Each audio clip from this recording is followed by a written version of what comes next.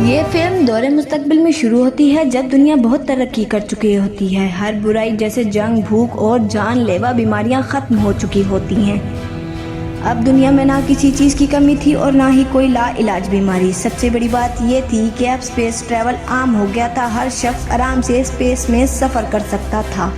इसी दौरान हम कहानी के मेन कैरेक्टर डैनी को दिखाते हैं, जो एक स्पेसशिप में होता है। डैनी को सफ़र का बहुत शौक होता है, इसलिए वो अपनी खास स्पेसशिप में गैलेक्सी एक्सप्लोर करने निकलता है। हर प्लेनेट का टूर लेना, वहाँ के लोगों का तरीके ज़िंदगी समझना उसे बहुत पसंद था। लेकिन उसके घर वाले उसे कहते थे कि वापस आ जाओ और अपनी पढ़ाई पर ध्यान दो। मगर डैनी को पढ़ाई में कोई दिलचस्पी नहीं थी, इसलिए वो किसी की बात नहीं मानता था। फिर अचानक एक पत्थर स्पेसशिप से टकरा जाता है, जिससे सिस्टम खराब हो जाता है। लाइट्स बंद हो जाती हैं, अलार्म बजने लगता है। डैनी स्पेसशिप को कंट्रोल करने की कोशिश करता है, लेकिन सिस्टम बिल्कुल फेल हो जाता है। स्पेसशिप एक अननोन प्लैनेट के आइलैंड पर क्रैश हो जाता है। डैनी मुश्किल से शिप से बाहर निकलता है। जैसे ही एक्सप्लोजन होता है और अब वो उस अजीब आइलैंड पर अकेला होता है। ये आइलैंड कुछ डेजर्ट जैसा होता है, ना अंधेरा ना रोशनी, सिर्फ खामोशी, जो कि एक हंटिड जगह महसूस होती है। डैनी इधर उधर घूमता है। जंगल में उसे कुछ बर्तन मिलते हैं, आग बुझ चुकी होती है, जिससे ये पता चलता है कि कोई और भी यहाँ है।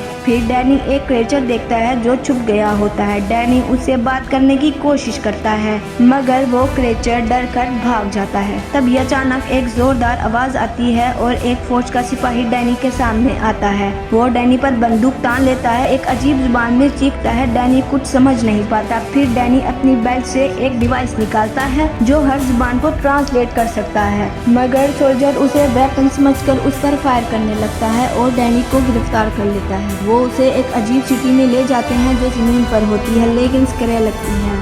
सोल्जर ब्लैक यूनिफॉर्म में राउंड लगा रहे होते हैं, हर जगह ड्रोन फ्लाई कर रहे होते हैं। डैनी को एक लेबोरेटरी में ले जाया जाता है, जहाँ साइंटिस्ट उसे एलियन समझ रहे होते हैं। उसके दिमाग को पढ़ने के लिए एक हेलमेट टाइप मशीन उसके सर पर लगाई जाती है, लेकिन कुछ देर बाद उनको लगता है कि डैनी एक एलियन नहीं बल्कि पागल है। इसलिए फैसला होता है कि उसे मेंटल हॉस्पिटल भेजा जाए। इसका जिम्मा एक सीनियर सोल्जर को दिया जाता है, जिसका नाम रॉबर्ट होता है। रास्ते में लोग अचानक एक पेट्रियोटिक सॉन्ग लगाते हैं। डैनी को लगता है ये सब लोग किसी माइंड कंट्रोल में हैं। फिर अचानक एक सोल्जर को दौरा पड़ता है, उसे उठाकर ले जाया जाता है। डैनी को शक होता है। मेंटल हॉस्पिटल जाते वक्त डैनी देखता है कि एक शहर की हालत बहुत खराब है। सड़कें टूटी हुई हैं, बिल्डिंग्स गिरती जा रही हैं और हर दूसरे तीसरे किलोमीटर पर टावर्स लगे हुए हैं। डैनी रॉबर्ट को पूछता है कि ये टावर्स क्यों है। रॉबर्ट कहता है ये रेबल्स से बचाव के लिए हैं। फिर एक दिन एक टावर में धमाका होता है, डेब्रेस हर तरफ गिरता है। रॉबर्ट एक बड़े रोड के नीचे आ जाता है। डैनी उसे बचाता है। इस वजह से रॉबर्ट को लगता है डैनी आम लड़का नहीं है। डैनी को मालूम होता है कि यहाँ एक रेबेलियन चल रही है, जहाँ लोग गवर्नमेंट के खिलाफ खड़े हो रहे हैं। डैनी इस निजाम को समझने लगता है। सिटी में एक पावरफुल आदमी दिखाया जाता है जो रिसर्च डिपार्टमेंट का हेड है। वो डैनी को बुलवाता है। डैनी को एक टैंक में बंद कर दिया जाता है, जहाँ उसके दिमाग का टेस्ट होता है, लेकिन उसे बिना परमिशन एक एजेंट ले जाता है। एक लॉयर जो डैनी को पहले से देख रहा था, उसे भी सेज्योर होने लगता है। एजेंट को भी सेज्योर होता है। डैनी लोगों के बीच में फंस जाता है। लोग उसे रेबल कहकर चिल्लाने लगते हैं। फिर डैनी भाग जाता है। हमें पता चलता है कि फादर्स नाम का एक ग्रुप जो इस मुल्क को कंट्रोल करता है। अगर कोई फादर गलती करता है तो दूसरे फादर उसे मार देते हैं। डैनी एक बार में जाता है जहाँ उसकी मुलाकात एक वेट्रेस से होती है। दोनों दोस्ती करते हैं। डैनी उसे अपनी कहानी बताता है। पता चलता है कि वो वेट्रेस रॉबर्ट की बहन है। बाहर निकलते ही एक बदतमीज आदमी डैनी से लड़ता है, लेकिन डैनी सबको मार देता है। वेट्रेस डैनी को अपने घर ले जाती है। डैनी देखता है कि गवर्नमेंट टीवी पर लोगों की थॉट्स दिखा रही है। उन्हें बताया जाता है कि वो प्लेनेट के अंदर रहते हैं, बाहर कुछ नहीं है। रॉबर्ट डैनी से कहता है कि तुम भी गार्ड बन जाओ। डैनी एग्री करता है। आर्मी ट्रेनिंग करता है, एग्जाम्स क्लियर करता है। पहला मिशन होता है रेबल बेस पर हमला। डैनी देखता है कि रेबल्स डरे हुए लोग हैं, कोई मॉन्स्टर नहीं। डैनी उनको नहीं मारता। कोर्ट में उन रेबल्स को सजा दी जाती है जो चिल्लाते हैं, उनको मार दिया जाता है।